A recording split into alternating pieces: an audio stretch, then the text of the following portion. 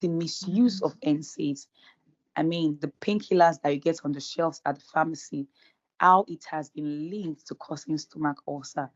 Before we jump into that, I would like to ask, let's start from the basics. Really, Fan Blessing, what are NSAIDs? Okay.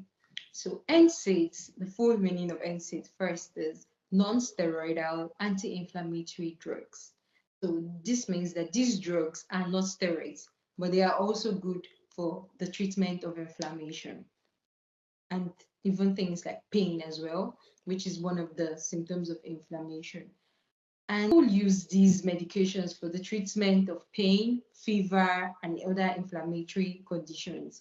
And one of the good things about NSAIDs, I'd say a good thing, is that they are available over the counter. So you don't need a Mm, prescription to get these medicines. And they are actually very effective, which is mm. why people get them as often as they can. People like to use them.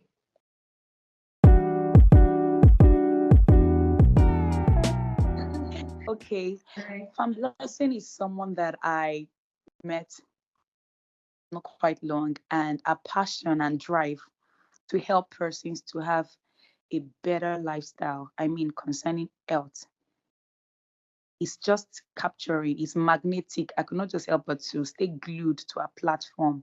And it's a privilege having her today on this platform. Please, with a standing ovation wherever you are in the world, stand up and let's give Farm Blessing a round of applause.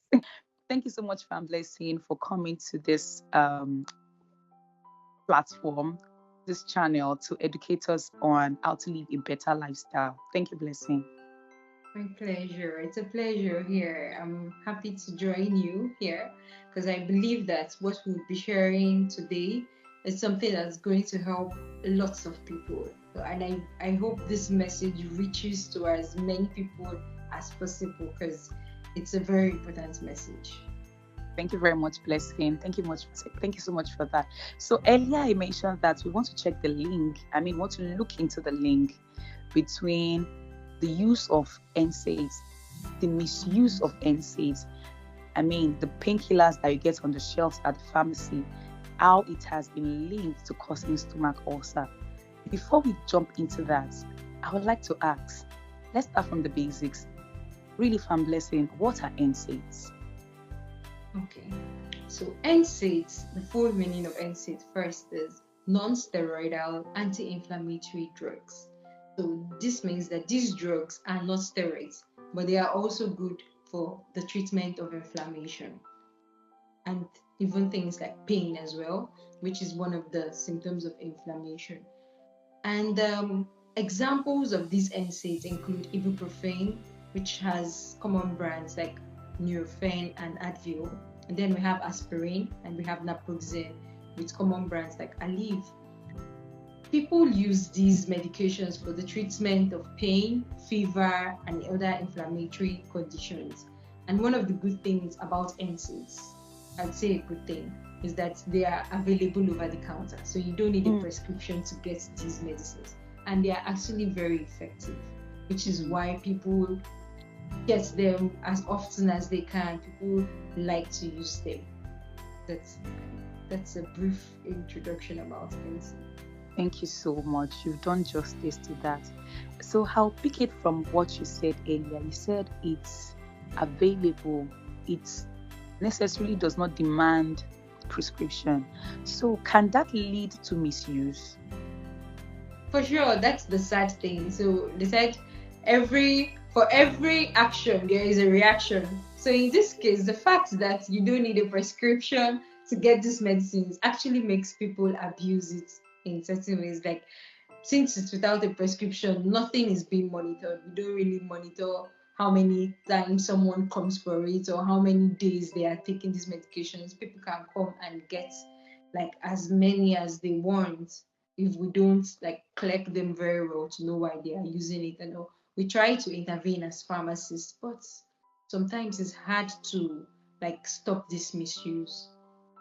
Okay, thank you very much, Fan Blessing. And that will lead to the next question. So, how many days, peradventure, I'm a patient and I need to buy these NSAIDs and I walk up to you, how many days is the recommended days to use this medication before I slip into misuse? How many days is the recommended days for this therapy? Okay. Thank you for this question. The thing is, there is no specific recommended amount of time, but like in a regular condition, say maximum of 7 days, that's when you should use it. Like if you use it for a pain that lasts for more than 7 days, you're supposed to see the doctor again. Unless in very severe cases, then the doctor would be the one that will tell you to take it for more than 7 days, which is when, okay, we would say at least you are being monitored. But in an ideal case where you're buying it over the counter, it shouldn't even be taken for more than 5 days. So that's whatever it is that is still causing the pain, then I would advise you run to see a doctor immediately so that they can check if there's something wrong going on. Thank you very much for that. So how do we link use of NSAIDs? I mean, permit me to use the right word, misuse of NSAIDs and stomach ulcer. Where is the link? Please share with us. Can you shed light on that? Thank you for this question. I will start with the mechanism in which NSAIDs work, the general NSAIDs work. So the general NSAIDs work by blocking two enzymes, the cyclooxygenase 1 and the cyclooxygenase 2. And these enzymes play different roles. The cyclooxygenase 2, COX-2, is what is responsible for the production of pain and inflammation. So when these enzymes get blocked, that's how people get relief from the pain and inflammation which they would be experiencing. Then the COX-1 plays a protective role on the stomach. It produces a mucous lining which protects the stomach against the acidic environment of the stomach. Now, if one takes these NSAIDs for a long period of time, this protective lining gets damaged, and that is what exposes the stomach to the acidic environment, and over time this leads to development of ulcer. Oh, thank you very much. Thank you so much for that. So share with us a personal story, because this is very relatable. I am a 9 to 5er. I work 9 to 5, and jumping Lagos buses, believe you me, I get back home, I'm tired, I feel weak. Okay, I don't like taking drugs. I run away from taking medications. You know, right? This is not applicable to every other person's, right? They have so already at home they would use. So I want you to please share with us, how can they escape having stomach ulcer? For someone watching this video and he or she is saying, that is me right there, should that person, he or she, stop using NSAID immediately after watching this video? How do they manage this? How do they stop themselves from eventually ending up having stomach ulcer? And this part B will be, is stomach ulcer all to it through the use of misuse of NSAIDs, or there are other health implications that I should be aware of, that we should be aware of? Kindly shed light on this lesson. Okay, first of all, for workers and other people who may need NSAIDs, who may be taking NSAIDs for a long period of time, if you're watching this and you're in that situation, this is not a death sentence. You don't need to be scared. You don't need to panic, actually. First of all, I think there may be two groups here. There may be people that are taking NSAIDs and you're already experiencing symptoms of ulcer. Please do well to see your doctor as soon as possible so that it can be managed properly. And secondly, you can be given a better alternative. Like I mentioned, we have the general NSAIDs which block both the COX-1 and the COX-2. But then there are other NSAIDs which block just COX-2 without blocking COX-1. So those ones are safer. They have milder effects on the stomach. So if you would need to take NSAIDs for longer time, or you would need to take NSAIDs despite having these symptoms, they could prescribe something like that, or even more safer alternatives for you. There are also other things you could do to manage pain. We have like the heat patches, we have creams that you can use, or you could even consider doing a massage therapy depending on the kind of pain you have.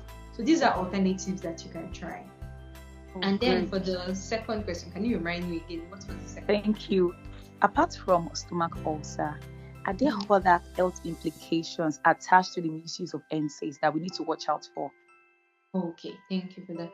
Now, there are other things. There are other things that long-term misuse of NSAIDs can actually lead to. They could lead to development of high blood pressure, which is what people should also look out for.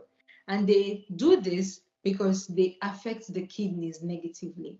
Long-term use of NSAIDs can damage the kidneys, and this leads to development of high blood pressure. So these are things that you would want to also look out for and avoid. That's why it is very bad, despite getting these medicines over the counter, it is bad to misuse them and take them for long periods of time. So please do well to avoid it as much as possible. Thank you so much, Fam Blessing. You have done justice. And I strongly believe, I'm fully persuaded that our viewers, they've learned a lot. They've learned a lot. So, kindly give us a closing remark, on what to do. Like you mentioned earlier, I would like for you to emphasize a bit more. For persons like me, I try as much as possible to avoid medications, right? Mhm. And for others out there too, like me, or even those that are already using it, but due to this educative video, they plan to stop. What are the other things, just in few minutes, what are the other things they can actually consider doing? Like you mentioned earlier, I want you to just please shed more light on that, apart from taking the NSAIDs again and again and again, because it can be addictive. Truthfully, Yeah. I shared a video, my previous video, I shared out that when I was in university, I was feeding on these drugs, painkiller, antibiotics. I was self-treating myself. It took knowledge and the grace of God to actually stop. So how can someone else in that situation come out of this? Kindly shed more light. What are the other possible things to do to attain a better health rather than taking NSAIDs again and again and again? Okay. Depending on the situation, right? For example, for busy workers, sometimes stress just makes you experience this pain. There are No doubt. supplements that you can consider adding to your routine. For example, we have ashwagandha, which is very good for modulating stress. It helps us manage stress better. So we could get things like ashwagandha. We could also get things like magnesium. Magnesium helps to relax the muscles. So because sometimes when the muscles get tense, people experience pain due to that. So magnesium is a good muscle relaxant. It also even helps people sleep better. Because sometimes people experience this pain because I did not sleep not sleep at night. Now I woke up with a headache and all of that. So with these things, you're more relaxed. With supplements like this, you're more relaxed and you would need less pain medications in such situations. Now, other things that one can consider is, let's say you are doing a 9 to 5 and you stand regularly. You want to check that you have comfortable shoes that you're wearing, and you can take breaks to sit down to stretch. You're not just standing at a particular spot for the whole day. And even for those that sit, sometimes for sitting at a particular place for long periods too can make some people experience pain. Make sure that you stand and move about for at least maybe 10 to 15 minutes. Take a break and move around. Don't just sit on your computer for the whole 8 hours. Take breaks in between to stretch your body as well. And another thing we can consider is, how much do you sleep? How much do you rest? Mm. Stress causes pain. So these are things that we should look into and make sure that we are doing our best to take care of ourselves very well. And one other thing that people can do is incorporate anti-inflammatory foods into your diet. This helps as well because they help to curb inflammation. They help to prevent this inflammation. What are these things that we can add? We have vegetables. Most of them are anti-inflammatory. We can add it into our diet. We have spices like turmeric, which is very good um, for inflammation. It helps to prevent and treat inflammation. So we can include these foods and spices into our diet as well. Make sure you're taking a good amount of healthy fruits as well regularly. Don't just feed on processed foods, because processed Mm. foods are things that trigger these inflammations. When you're taking so much sugary food, they trigger inflammation, so you're going to feel sick most time of the day. So do well to make sure you're eating healthy. This can help you reduce the amount of time that you experience pain. Thank you so much. You've done justice to this, and I believe our viewers are also great to have learned, unlearned, and I'm relearning. Thank you so much, Fan Blessing. It's a privilege having you on this channel. I do not take it for granted. Thank you so very much. Thank you so much, Thomas, for this. Thank you so much. Thank you. We are grateful. I am grateful. I'm happy to be here. Thank you. And I'm looking forward, right, to have you on this platform again, because you are a teacher, sort of. The way you're taking everything one after the other. I could not just help but listen. And it's entering in and it's settling in. Thank you very much. Thank you so much. It's nice having you on this platform. Thank you. Thank you so much. Bye.